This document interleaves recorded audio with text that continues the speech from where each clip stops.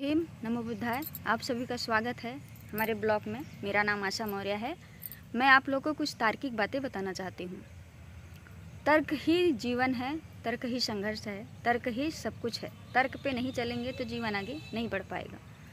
इसीलिए हम कहते हैं कि आप लोग तर्क के हिसाब से चलिए, तर्क पे ही जिए। तार्किक बातें ये हैं कि कहा जाता है कि हम लोग विज्ञान से नहीं चल रहे हैं और तर्क से चल रहे हैं। जो तर्क से और विज्ञान से चलता है उसको गलत मानते हैं लोग, और जो हमारे अंधविश्वास से चलते हैं उनको सही मानते हैं लोग। तो इसी अंधविश्वास और तर्क के बीच में थोड़ा सा मैं आप लोगों को कुछ बताना चाहती हूँ कि ज्ञान और विज्ञान में क्या फ़र्क है।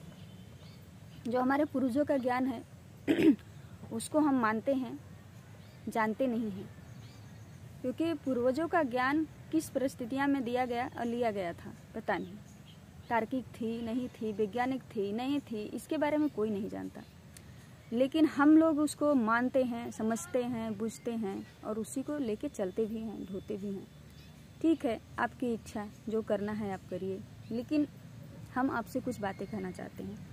एक बात है, लोग कहते हैं कि सीता जी को रावण बलपूर्वक उठा के ले गया था।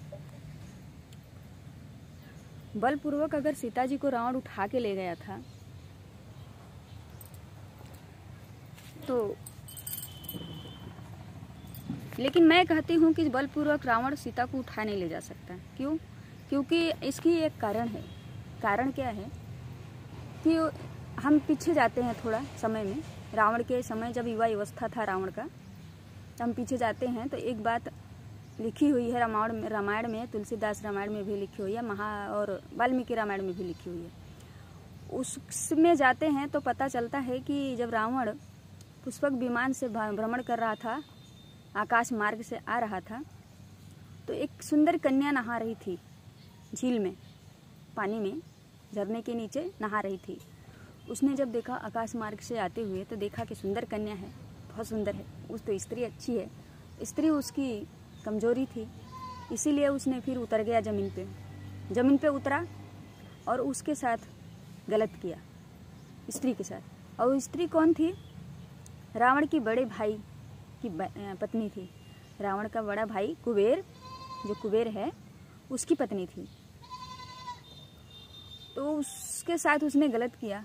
जब उसके साथ बलपूर्वक गलत कर लिया तब उसने बोला, स्त्री ने बोला कि आज तो मेरे साथ तुमने बलपूर्वक गलत कर दिया है, लेकिन मैं तुम्हें श्राप देती हूँ कि तुम बलपूर्वक किसी स्त्री को कुछ नहीं कर पाओगे। अगर तुम बलपूर्वक किसी स्त्री को छुओगे, उसके साथ गलत करोगे, तो मैं तुम्हें श्राप देती हूँ कि तुम्हारे जो 10 शीश हैं वो टूट के गिर जाएंगे, 10 शीश, और जो तुम्हारे शरीर है उसके 100 टुकड़े होकर धरती पे बिखर जाएंगे। उसने श्राप दिया। तो ये समय थी, कम से कम रही होगी युवा अवस्था की रावण की, जब वो आकाश मार्ग से भ्रमण कर रहा था। तो जब आकाश मार्ग से भ्रमण कर रहा था तो युवा अवस्था थी, और जब उसने सीता का हरण किया होगा तो उसकी उम्र कुछ ज़्यादा थी। भाई उम्र चली गई थी, बुढ़ापा आ चुका था। तो जब रावण को एक स्त्री द्वारा श्राप मिला था कि तुम अगर किसी बलपूर्वक किसी स्त्री को छुओगे और किसी बलपूर्वक स्त्री के साथ तुम गलत करोगे, तो तुम्हारे जो 10 शीश हैं वो कट के ज़मीन पे गिर जाएंगे, और जो तुम्हारे शरीर है वो टुकड़े होके 100 टुकड़े, मतलब कट के 100 टुकड़े में बदल जाएंगे, ज़मीन पे गिर जाएंगे। तो जब वो तो स्त्री को छू ही नहीं सकता था, तो सीता को बलपूर्वक उठा के रथ में बैठा के ले कैसे गया? आप लोग सोचिए और बताइए। कुछ लोग कहेंगे कि रावण भेष बदल के आया था। भाई साधु के रूप में आया था। हाँ ठीक है, हम नहीं कहते कि गलत कहते कि नहीं, साधु के रूप में नहीं आया था, साधु के रूप में आया था, भेष बदल के आया था। तो क्या उसने अपना शरीर को भी बदल दिया था? रावण नहीं था वो रावण ही था ना। क्या वो 10 शीश उसकी खत्म हो गई थी? क्या उसके शरीर खत्म हो गया था? उसने दाढ़ी, मूछ और शरीर को ही बदला था ना। ऊपर के जो पोशाक थे उसको बदला था ना, उसने अपने आप को तो नहीं बदला था। वो तो रावण ही था। मान लीजिए उसने अपने बहन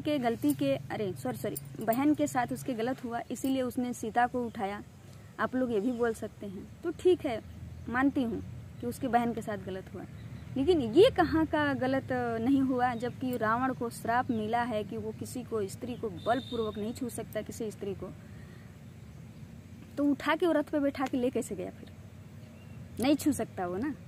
आप लोग इसके विचार रखिए और हमें बताइए। अब फिर दिखाया जाता है श्रीलंका में जब जाने के बाद, जब अशोक वाटिका के नीचे जब सीता बैठी हुई हैं, तो एक ऐसा तिनका तोड़ती हैं ऐसा, और ऐसे सामने रख देती हैं, कहती हैं कि अगर तुम मेरा इस तिनका में शक्ति होगी तो तुम मुझे नहीं छू पाओगे। तो फिर उस टाइम रावण को याद आता है कि अरे मुझे तो स्त्री से श्राप मिला है कि मैं किसी स्त्री को बलपूर्वक नहीं छू सकता हूँ।